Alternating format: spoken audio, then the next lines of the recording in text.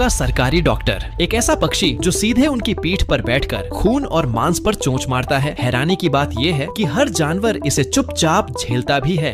ये है ऑक्स पैकर बर्ड, जो दूसरे जानवरों के नाक, कान और बाकी बॉडी पर लगे कीड़े मकोड़े और पैरासाइट्स वगैरह को साफ करने का धंधा करती है, जिससे दोनों पार्टी का फायदा हो जाता है। लेकिन धंधे के खातिर कभी कभी इसे घायल जानवरों के ऊपर भी काम करना पड़ता है, जिसमें ये जानवरों के सड़े गले जख्म तक साफ कर देती है। उससे इन्फेक्शन भी नहीं फैलता और पक्षी का मोटा फायदा भी हो जाता है।